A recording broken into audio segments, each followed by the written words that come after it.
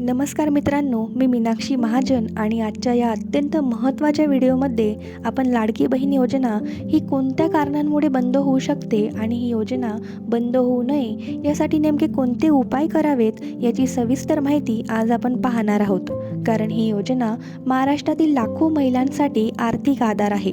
मात्र अनेक वेळा पात्रतेचे नियम पूर्ण न करणे, वय किंवा कुटुंबाचे उत्पन्न ठरवलेल्या मर्यादेपेक्षा जास्त असणे, कुटुंबातील कोणीतरी शासकीय नोकरीत असणे, अर्जामध्ये चुकीची किंवा खोटी माहिती भरणे, उत्पन्न कमी दाखवणे, चुकीची कागदपत्रे अपलोड करणे, आधार कार्ड बँक खात्याशी लिंक नसणे, बँक खाते बंद किंवा इनॅक्टिव्ह असणे, नाव किंवा खात्याच्या तपशिलात चूक असणे, KYC वेळेवर पूर्ण न करणे, मोबाईल नंबर आधाराशी लिंक नसणे, एकाच वेळी इतर तत्सम शासकीय योजनांचा दुहेरी लाभ घेणे, शासनाकडून होणाऱ्या तपासणीमध्ये उत्पन्न, नोकरी किंवा आर्थिक परिस्थितीत बदल आढळणे, तसेच सरकाराकडून योजनेच्या नियमांमध्ये किंवा पात्रतेमध्ये बदल करण्यात आल्यास लाडकी बहीण योजना ही बंद होऊ शकते.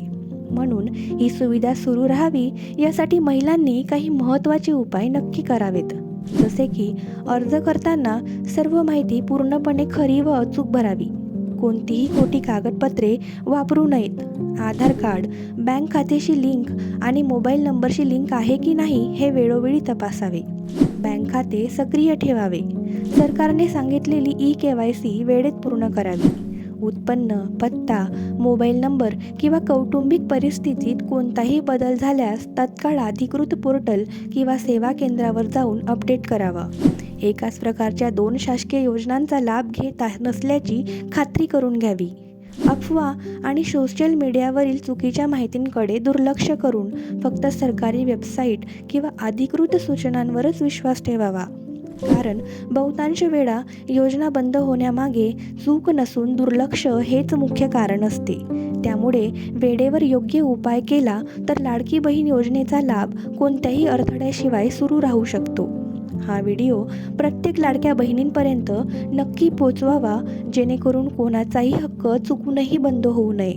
व्हिडिओ उपयुक्त वाटला असेल तर लाईक करा, शेअर करा आणि चॅनलला सबस्क्राईब करायला विसरू नका.